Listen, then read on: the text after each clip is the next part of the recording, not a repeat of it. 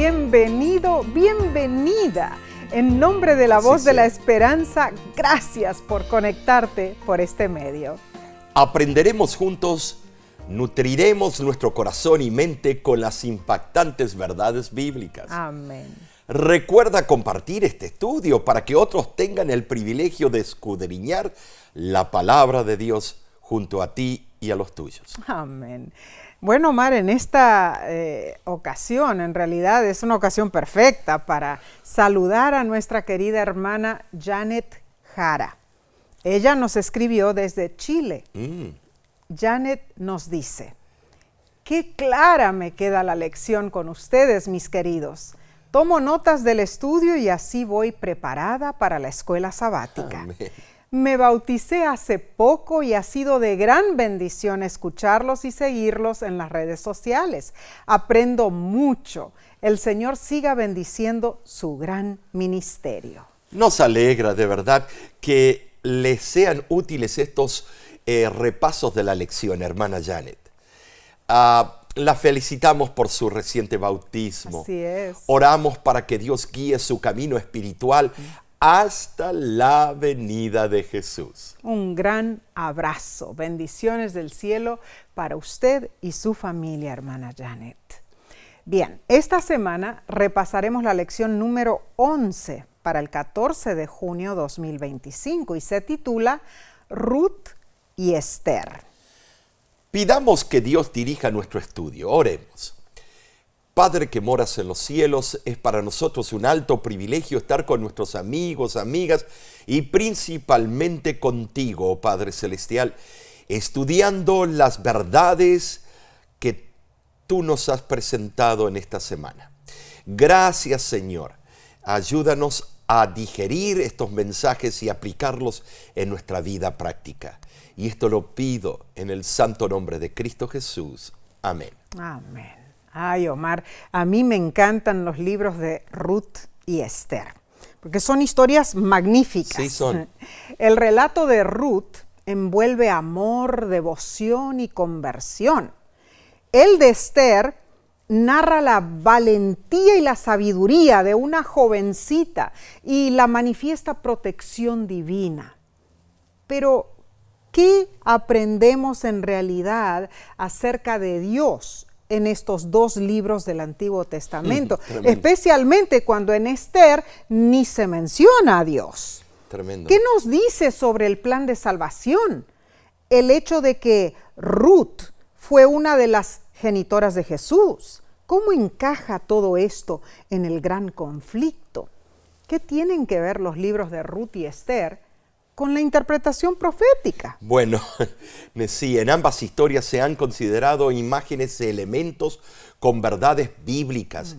Aunque en la Biblia no se afirma explícitamente, diversos comentaristas afirman ver en estos dos relatos representaciones simbólicas de la iglesia en este mundo y para estos tiempos. Así es. ¿Sabes? El texto de esta semana se encuentra en Esther 5:2. Cuando vio a la reina Esther que estaba en el patio, ella obtuvo gracia ante sus ojos y el rey extendió a Esther el cetro de oro que tenía en la mano. Entonces vino Esther y tocó la punta del cetro. Continuaremos explorando historias que prefiguran los acontecimientos de los últimos días. Al utilizar eventos y personas de la vida real, Dios nos ayuda a ver las cosas desde su perspectiva y también a comprender cómo interpretar las profecías posteriores con la meta de fortalecer nuestra fe. En la Biblia encontramos muchas damas que desempeñaron papeles importantes. Por ejemplo, Eva fue la madre de todos los vivientes. Fue quien transmitió la descendencia mesiánica que dio origen al nacimiento de Jesús, el Salvador de la humanidad.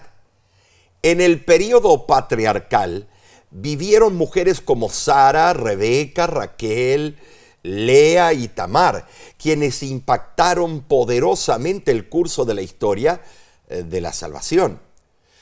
Sus acciones aseguraron la continuidad de la línea mesiánica. Además, encontramos en el libro de Éxodo que Israel debió su supervivencia, a Dios y a dos mujeres valientes, cuando el faraón decretó la muerte de los recién nacidos varones. Esas mujeres parteras, junto con Jocabed, Miriam, incluso la hija del faraón, son recordadas en la Torá, el Pentateuco, como aquellas que contribuyeron decisivamente a la salvación de Israel, arriesgando incluso sus propias vidas. Más adelante, Débora, la profetisa, es referida como la que se levantó y salvó a Israel en la guerra. Por otro lado, Rahab escondió a los espías ayudando a salvar a Israel en su lucha contra los cananeos. Podemos mencionar muchas otras damas que marcaron la historia profética de este mundo. Debemos recordar que en la profecía, la mujer es un símbolo poderoso de la Iglesia de Dios y aporta mucha luz sobre cómo Dios considera a su pueblo. Esto en realidad es muy importante, Omar, porque vemos que en Apocalipsis capítulo 12, versículo 1, Jesús presentó a su iglesia como una mujer vestida del sol, con la luna debajo de sus pies y sobre su cabeza que tenía una corona de 12 estrellas. 12 estrellas, así es. Esta semana nos centraremos en dos mujeres importantes, Ruth y Esther. Sus historias han tocado el corazón de innumerables generaciones. Ruth fue una viuda desposeída que encontró esperanza tras conocer el bondadoso Booz, su pariente redentor. Su matrimonio se ha convertido en una favorita historia de amor porque refleja el amor de Cristo, por nosotros. La otra historia se refiere a Esther, una joven que vivió en un país extranjero. Al enterarse de un complot, se vio inmiscuida en el centro del drama que se desarrolló para salvar al pueblo de Dios. Podríamos resumir diciendo que Ruth simboliza el poder de la bondad y Esther simboliza el poder de la valentía. Dos características muy importantes. Claro. Posiblemente la historia del antiguo Israel está enmarcada por los relatos de Ruth y Esther. Claro. ¿Por qué digo esto? Ruth perteneció a los días que gobernaban los jueces, o sea, durante el período del asentamiento de Israel en la tierra prometida. Esther perteneció al último período de Israel, sí, en la época del exilio persa. Notemos, la historia del Israel bíblico, hermanos, comienza y termina con la voz de una mujer. Esto es muy significativo.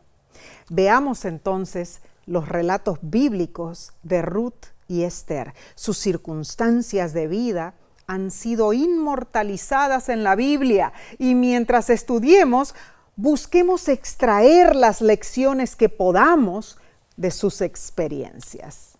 Bien, analicemos entonces la lección del domingo 8 de junio titulada Hambre en la casa del pan. Tremendo, curioso el título. El libro de Ruth relata tiempos difíciles. Una hambruna causó que Noemí y Elimelech salieran de Belén. Así fue.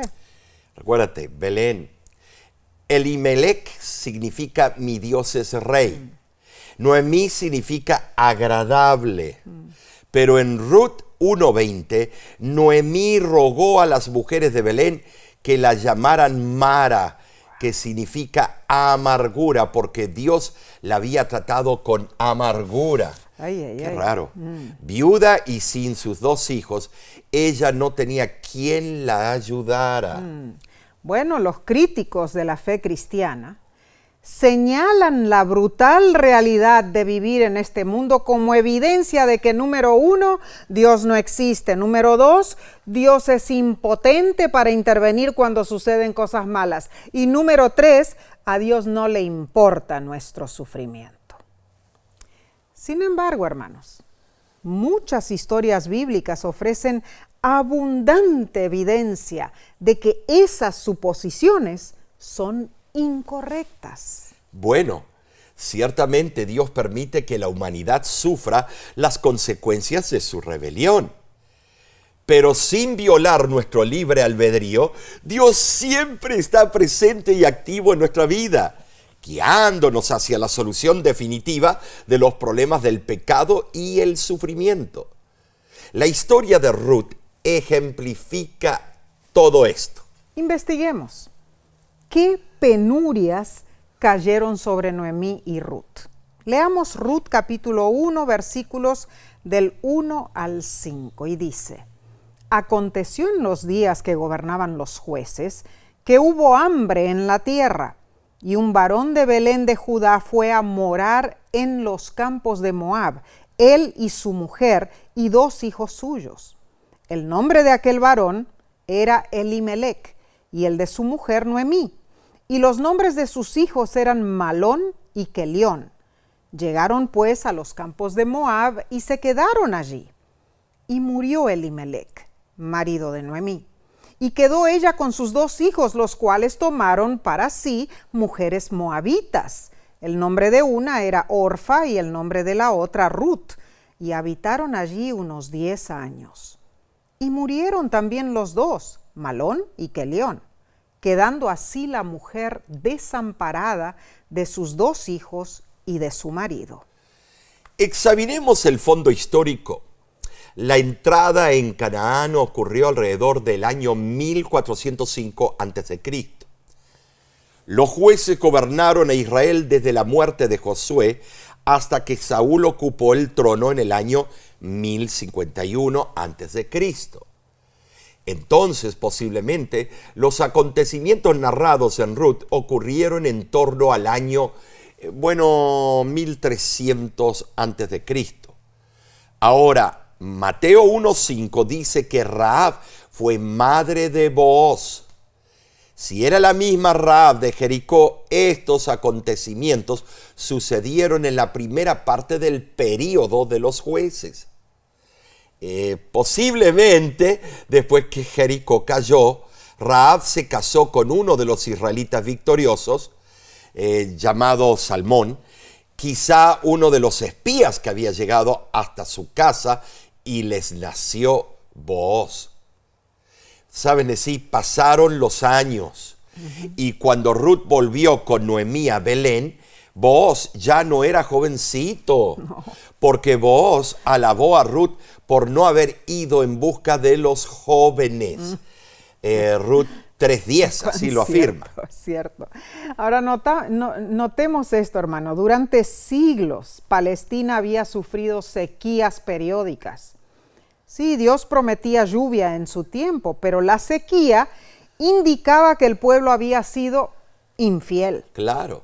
Ahora, una sequía que afectaba el territorio de Judá no necesariamente afectaba las mesetas de Moab. Las colinas de Moab eran apropiadas para pastorear rebaños de ovejas, de cabras. Sus habitantes hablaban un idioma similar al de los hebreos. Entendemos entonces por qué Noemí y Elimelec decidieron mudarse allí a Moab. Sucedió que después de la muerte de Elimelec, Mahlón y Kelión se casaron. Esto beneficiaba a los muchachos, las esposas eran de ayuda para Noemí, y los hijos que les nacieran perpetuarían el nombre del difunto padre. Tristemente fallecieron Mahlón y Kelión. El sufrimiento de Noemí la preparó para llevar a Ruth a la tierra prometida, tanto en forma figurada como literal. Tremendo, ¿eh? ¿Qué lección aprendemos de esto? Dios puede permitir el sufrimiento para que nuestros caracteres sean, preparados para su servicio, para la ciudadanía celestial. Es difícil de comprender, claro. Pero así es. Pero reflexionemos, hermanos, en la ironía patética presentada en la primera declaración de la historia. Dice que hubo una hambruna que afectó a Belén. Cáusticamente, el nombre Belén significa casa del pan.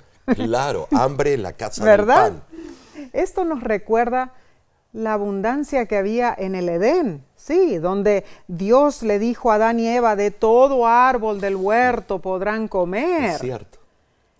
La raza humana comenzó su existencia gozando de abundancia. El Creador fue generoso. Sin embargo, su papel como mayordomos de la creación se convirtió en esclavitud del pecado. Y con tristeza dijo Dios a Adán en Génesis 3:19, con el sudor de tu rostro comerás el pan hasta que vuelvas a la tierra. Entonces, ¿cómo utilizamos estas enseñanzas en nuestra vida? Al igual que Noemí, Adán y Eva hemos sido desposeídos de la herencia que Dios originalmente planeó para nosotros. Así es. Nuestras vidas se han convertido en adversidad continuamente.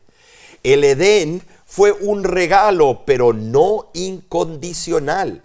El ser humano era libre, pero eso significaría que tendría que asumir la responsabilidad de su propio bienestar. Así fue.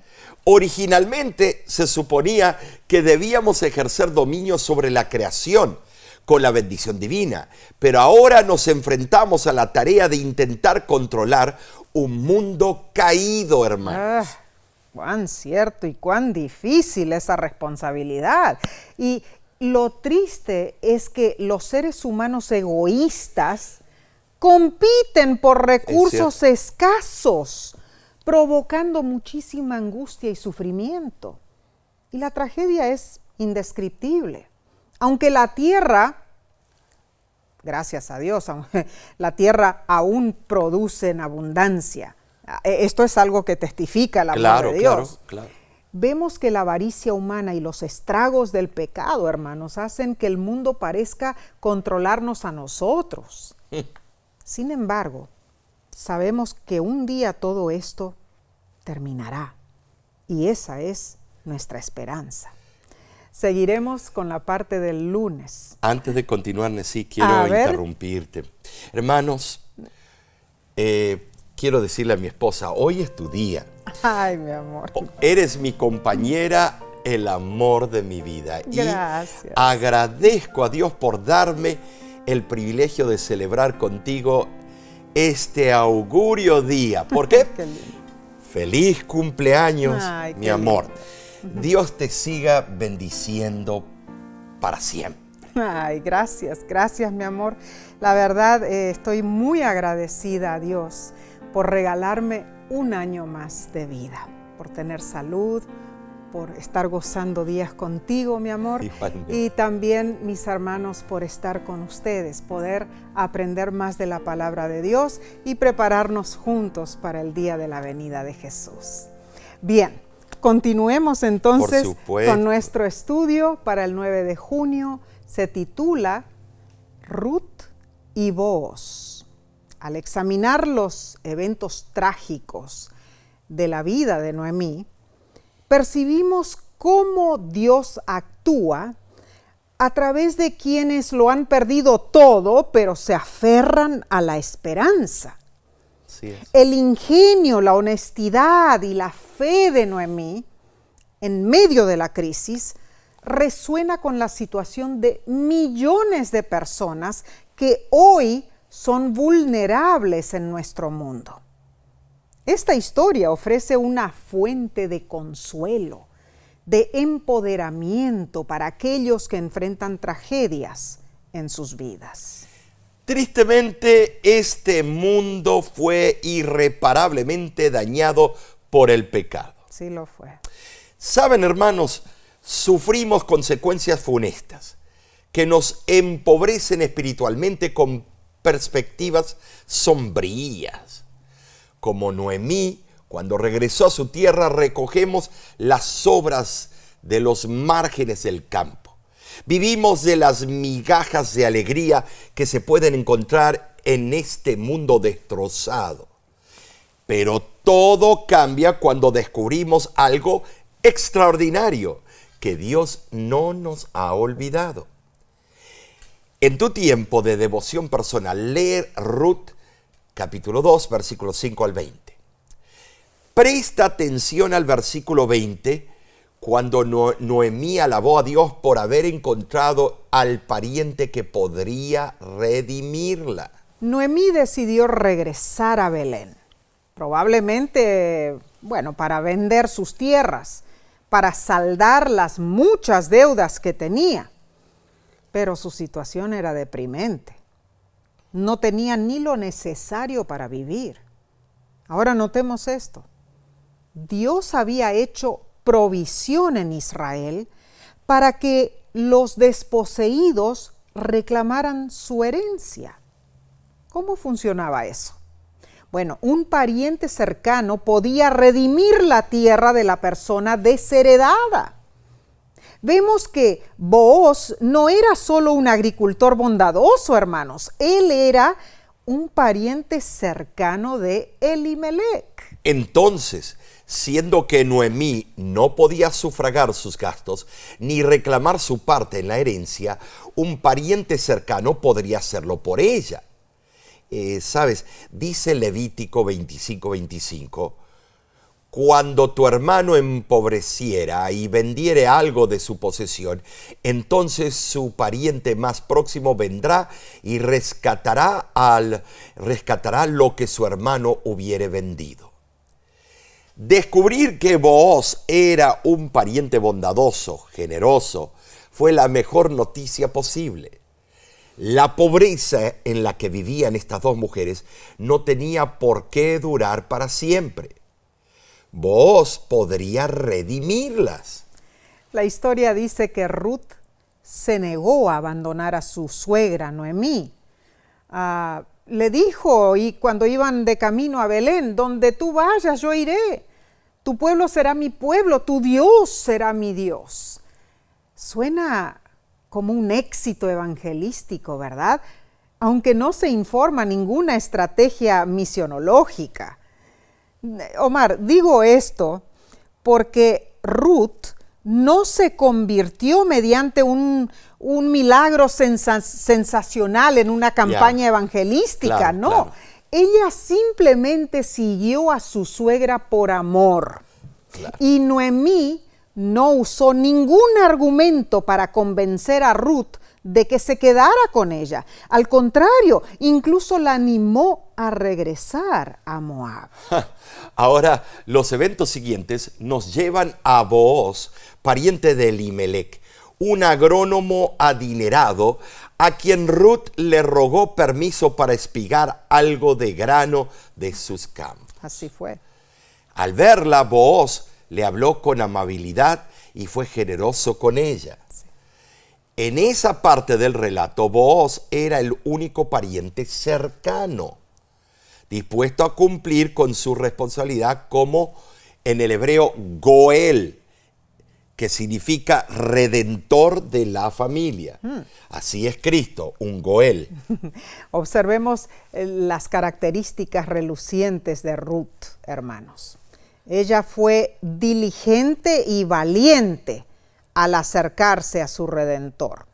Fue también humilde, reconoció su modesto origen como extranjera y fue bondadosa con su suegra, algo que ha sido destacado por muchos, incluyendo Booz. Es interesante, hermanos, que el autor bíblico nunca mencionó la fidelidad de Ruth en sus deberes religiosos y rituales.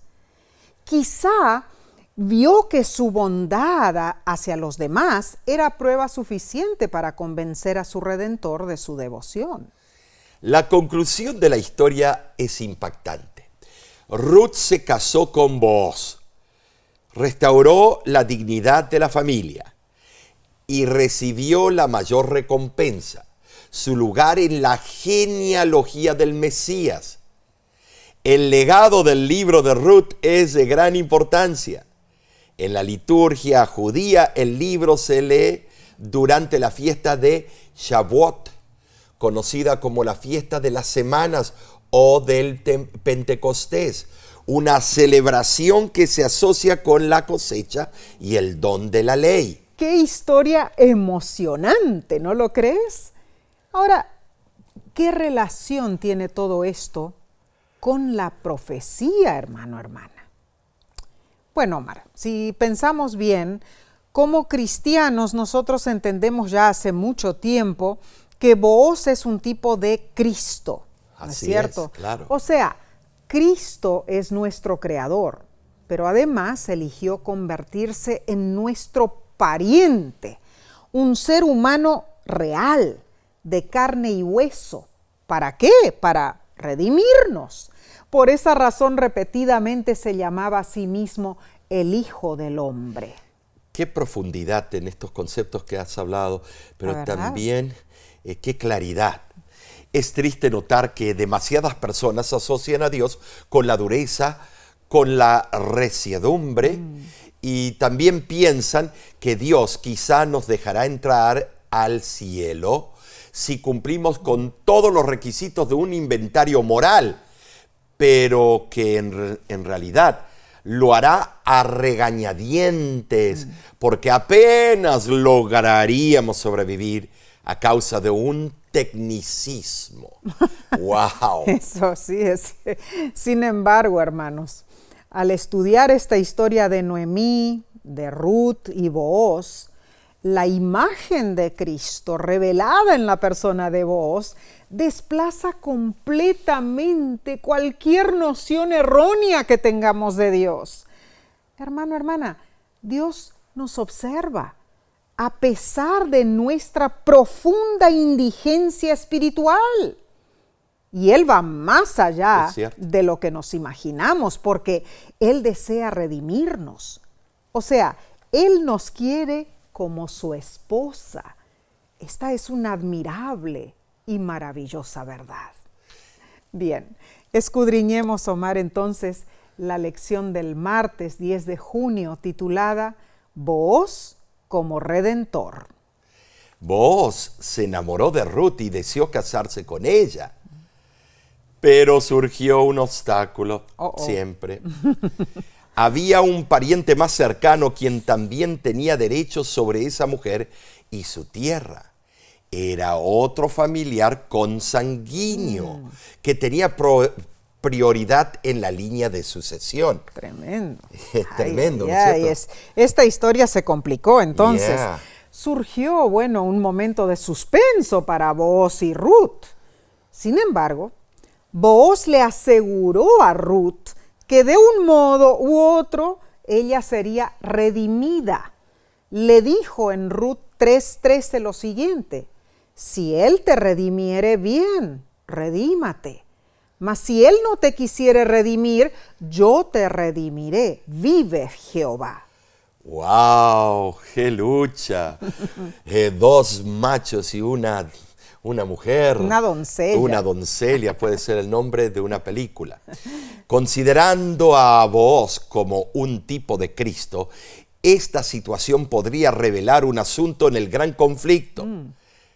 Hermanos, Cristo nos ama, pero hay un pariente más cercano que también reclama nuestra vida, un ser que se cree que también tiene derechos. ¿Quién? Satanás. ¿Cuál es su pretensión? En Job 1:7, cuando Satanás se presentó ante el concilio celestial, explicó que había estado recorriendo la tierra. Dios le preguntó si había visto al justo Job. Y Satanás lo reclamó como suyo, sugiriendo que el corazón de Job no pertenecía a Dios.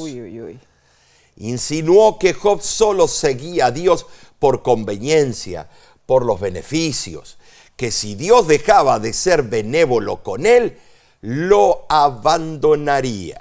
Y así hace Satanás, reclama todas nuestras vidas. Por añadidura, vemos también otro ejemplo. El libro de Judas contiene una breve y curiosa referencia. Dice que Moisés fue resucitado después de haber sido sepultado por Dios. Desconocemos los detalles, hermanos, pero el texto dice que disputaron sobre el cuerpo de Moisés. ¿Qué implica esto? Implica que Satanás hizo algún tipo de reclamo en cuanto a sus derechos sobre Moisés. Obviamente, Cristo refutó la afirmación del enemigo y Moisés fue resucitado, gloria a Dios. Leamos Patriarcas y Profetas, página 454. Por primera vez, Cristo iba a dar vida a uno de los muertos. Cuando el príncipe de la vida y los ángeles resplandecientes se aproximaron a la tumba, Satanás temió perder su hegemonía. Con sus ángeles malos, se aprestó a disputar la invasión del territorio que reclamaba como suyo. Se jactó de que el siervo de Dios había llegado a ser su prisionero. Declaró que ni siquiera Moisés había podido guardar la ley de Dios, que había cometido el mismo pecado que hiciera desterrar a Satanás del cielo. Impresionante esta explicación, estimados. Es impresionante. Ahora, en el caso de Booz y Ruth, al saber de ese otro pariente, Booz no perdió tiempo. Viajó hasta el portal de Belén, el poblado donde Jesús nació como nuestro pariente cercano. Booz se reunió con el otro pariente, le presentó la situación y el hombre se negó a casarse con Ruth. Entonces, Booz se comprometió ante los líderes del pueblo, intercambió una sandalia, símbolo de propiedad, y se propuso a casarse con Ruth. Veamos los puntos prácticos de esta historia. La compra de la propiedad de Noemí era la cuestión legal en consideración, pero había un detalle más profundo. Booz tenía más interés en Ruth que en la parcela de tierra. Él sintió que debía comprar la propiedad para poder casarse con Ruth. Los que se habían reunido en el portal no censuraron al pariente más cercano que no se dispuso a redimir a Ruth. Más bien felicitaron y bendijeron a Booz. En cuanto al portal de la aldea, allí era donde se decidían los casos importantes. Los jueces se ponían en los portales. Podemos comparar esa escena de Belén como una representación del juicio celestial, porque refleja la escena del juicio registrada en Daniel 7. Pero si notemos un aspecto crucial del juicio celestial. Es realizado en favor de los santos, algo que es solamente posible porque Cristo pagó el precio por nosotros, así como Booz lo pagó por Ruth para que fuera su esposa. Increíble. Tremendo, qué profundo todo. Y sucedió que cuando nació Obed, hijo de Ruth y Booz, quedó asegurada la continuidad del linaje genealógico de Noemí. El autor del libro de Ruth utilizó una nota subversiva con las palabras padre de David para describir a Obed. Esto señala el cumplimiento de una bendición, hermanos, porque de Ruth y Booz descendió David, el antepasado y símbolo de Cristo. Así el autor llegó al pináculo del relato, justificando haberlo narrado. Oh, pero si los israelitas hubieran valorado la enseñanza del libro de Ruth, de que Dios no hace acepción de personas, su actitud hacia los gentiles habría sido diferente. Claro. Sí.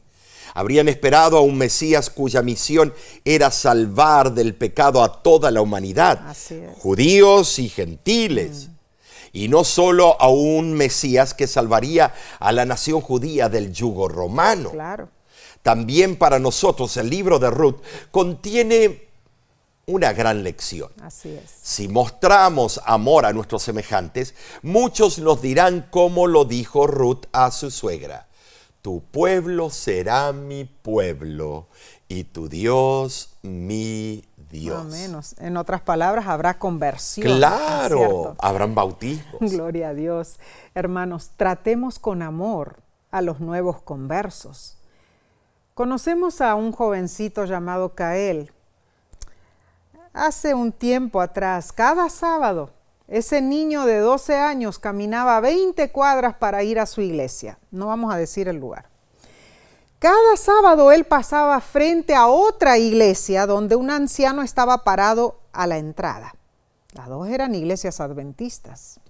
Ese anciano lo miraba al niño pasar y dirigirse a la otra iglesia adventista. Y un sábado se dirigió al niño y le preguntó: óyeme, ¿por qué vas tan lejos hasta la otra iglesia? ¿Por qué no vienes aquí a nuestra iglesia? Y el niño le respondió: voy a la otra iglesia adventista porque allí sí saben cómo tratar a las personas. Un niño de 12 años. ¡Wow! Hermano, hermana, seamos amables con nuestros semejantes para que ellos vean el amor de Dios reflejado en nosotros. Seguiremos con la sección del miércoles 11 de junio titulada Amán y Satán. ¡Ay, qué título! El otro Ruth y Noemí, y esto Bueno. se fue para el otro lado. Leer el libro de Esther es inspirador y desafiante. Desafiante porque se lo considera como un libro secular, sin contenido religioso explícito. Muy cierto. No hace referencia alguna a Dios. Muchos rabinos y fundadores de la antigua iglesia cuestionan el valor espiritual del libro, negando incluso su lugar canónico. Wow. Sin embargo, el libro de Esther es una inspiración, hermanos. La misma falta de referencia a Dios es un mecanismo importante porque hace que el libro sea significativo y relevante para quienes vivimos hoy en este mundo secular y convulso. Además, la experiencia del silencio de Dios es un componente paradójico de su presencia providencial. ¿Conoces a personas megalómanas, egoístas, delirantes del poder, que tienen espíritu bueno de jirafa? Oh, podríamos mencionar a muchos, ¿no es cierto? Los políticos, empresarios, jefes de negocios. Patológicamente, la persona tiene síndrome de hubris, adicción al poder. Y, bueno, quisiera decir un nombre, pero estimados, hay muchos de ellos.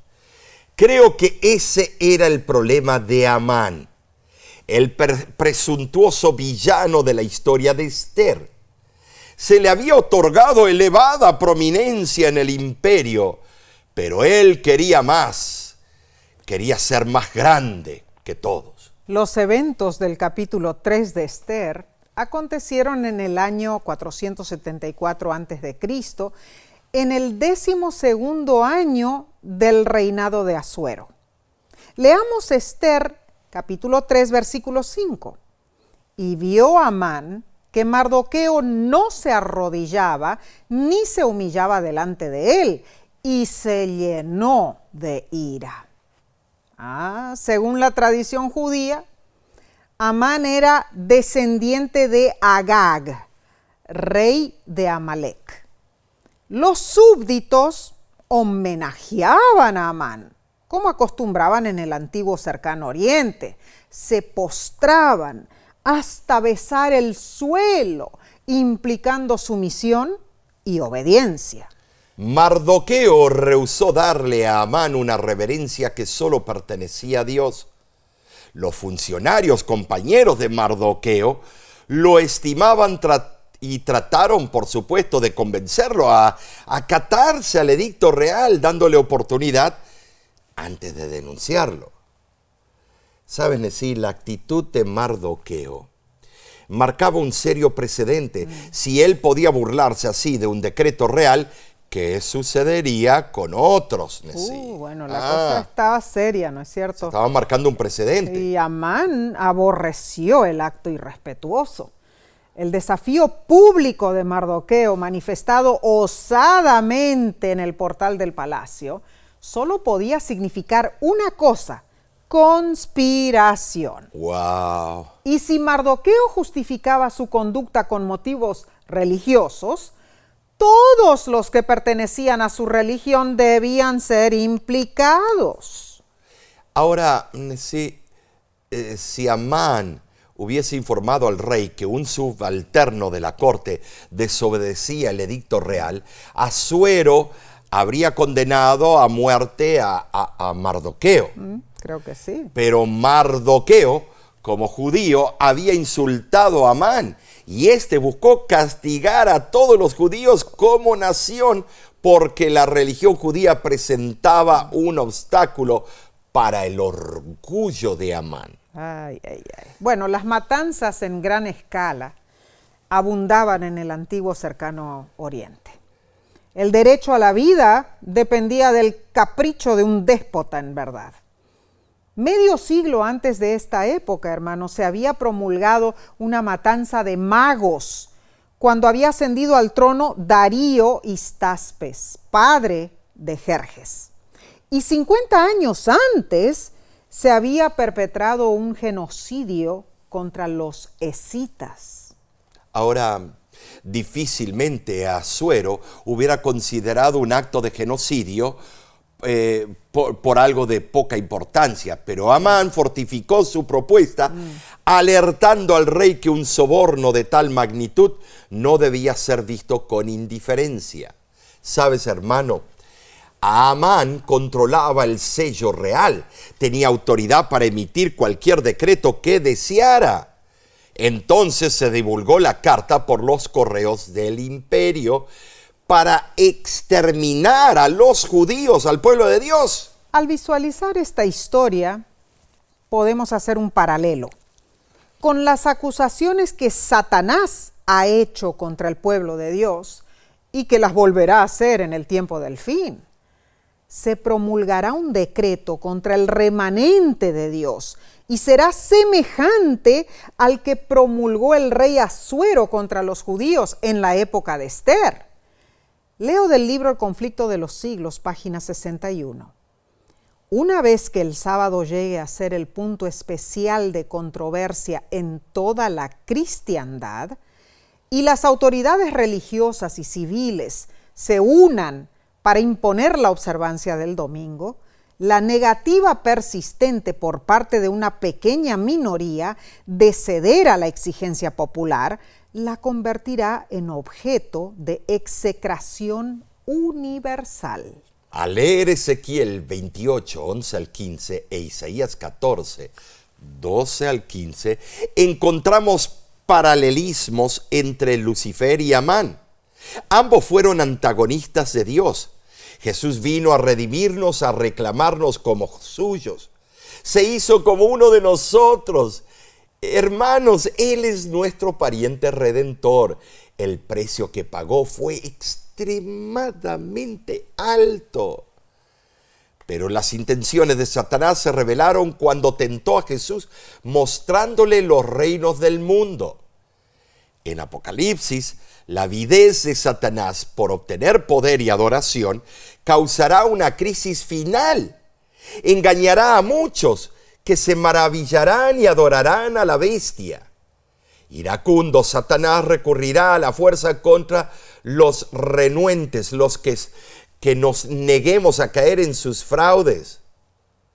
Oh, sí, el diablo reclama este mundo y actuará con ira ilimitada para aferrarse a su poder. Pero quienes permanezcamos leales a Dios, guardando sus mandamientos, refutaremos esa pretensión maléfica de supremacía.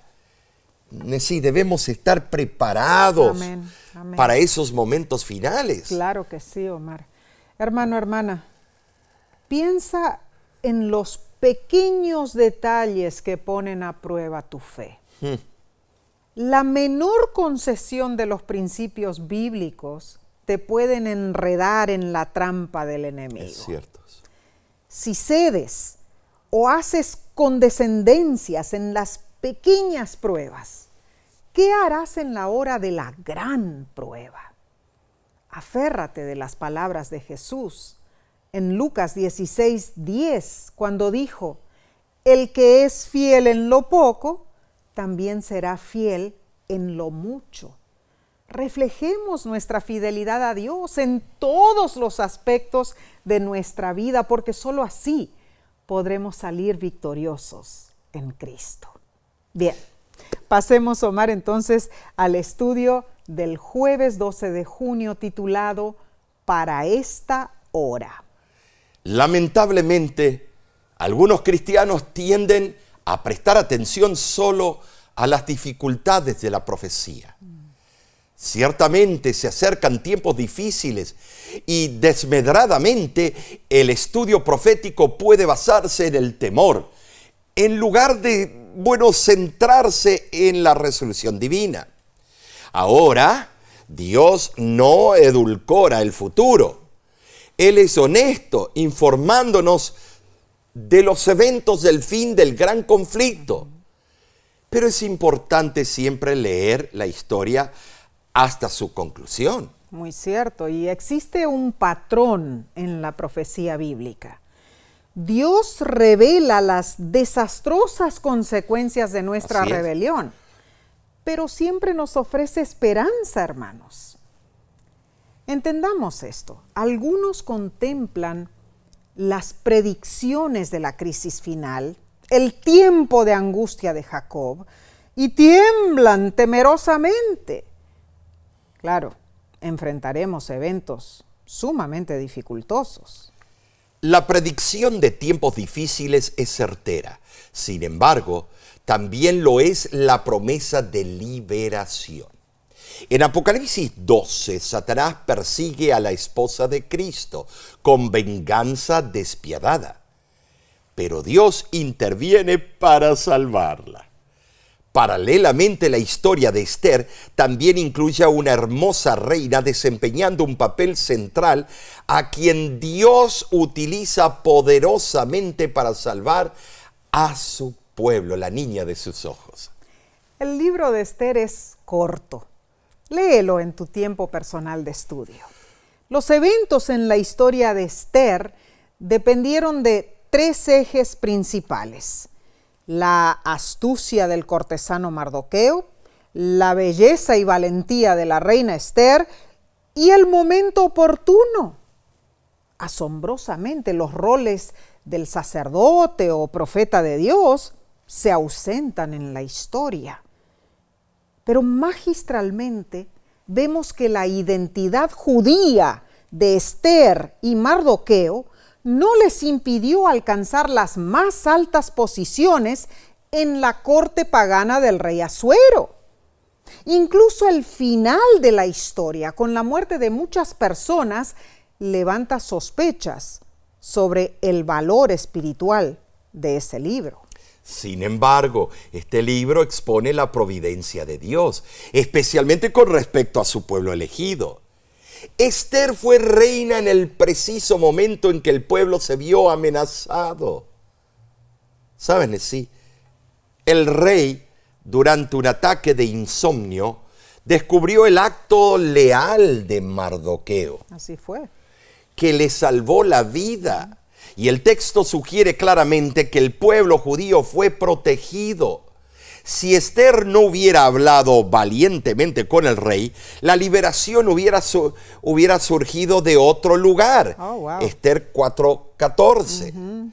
Jesús en su tiempo utilizó un argumento similar. Dijo en Lucas 19:40 lo siguiente: os digo que si estos callaran, las piedras clamarían. Wow. Tremendo, ¿no es Tremendo, cierto? sí. Algunos comentaristas encuentran evidencia de la providencia divina en el nombre de Esther, algo que relacionan con el concepto de Hester Panim, que significa ocultar el rostro. Esta es una dimensión importante de la relación de Dios con su pueblo, cuando Él parece estar ausente.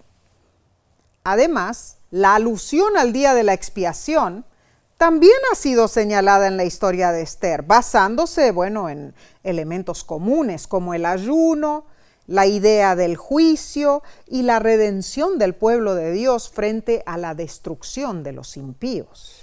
Y sabes, sí, esto demanda nuestra atención, Claro. porque incluso los antiguos rabinos apoyaron esta conexión basándose en un juego de vocablos entre la palabra pur, que significa suerte, y Kippur, el día de la expiación. Ahora, el libro de Esther concluye con la misma esperanza y perspectiva de paz y la búsqueda del bien que se sondeaba en el día de expiación. Indudablemente esa historia es aplicable a la experiencia del pueblo de Dios, bueno, en estos días, en los últimos días. Hermano, hermana, Dios levantó a su iglesia remanente para un momento específico en la historia. Cuando los 1260 días de la Edad Oscura culminaron, Dios sacó a su novia del lugar donde la había resguardado para cumplir una misión. ¿Cuál es? Comunicar el mensaje final de misericordia al mundo, el mensaje de los 3 ángeles. Omar, definitivamente, al igual que Esther, nosotros estamos aquí para esta hora, como dice Esther 4:14. Muy bien, sí, con la firmeza de Esther lo dijiste. Amén. Esther descubrió que no estaba sola frente a la persecución de Amán. Ella contó con el favor del rey y su pueblo fue finalmente liberado. Amén, amén. Nosotros tampoco estamos solos al enfrentar los últimos momentos de la historia de esta tierra. Tú no estás solo. No. Nuestro Rey Celestial está a nuestro lado. Y como pueblo de Dios también seremos liberados. Amén, amén. Gloria a Dios por las hermosas enseñanzas de los libros de Ruth y Esther. Recapitulemos, hermanos. Número 1. En la historia de Noemí y Ruth, vemos cómo Dios permite el sufrimiento, pero moldea nuestros caracteres.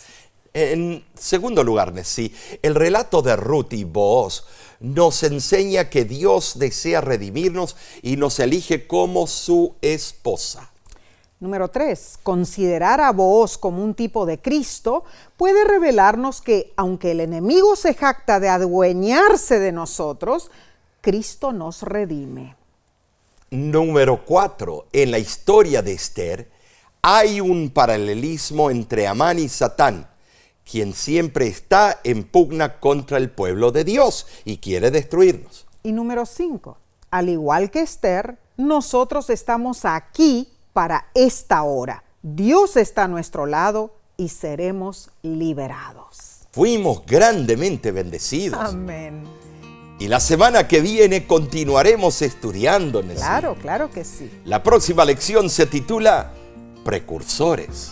No te la pierdas. Estudiemos juntos, hermanos. Asimismo, sintonízanos este fin de semana. El pastor Grieve presentará el tema titulado Los Neutrales. Bueno, aquí vamos a hablar de algo muy importante. La gente prefiere quedarse neutral a no entrar en conflicto con opiniones políticas, definición del pecado. Wow. Va a ser muy interesante. La verdad que sí, no te lo pierdas, hermano, hermana.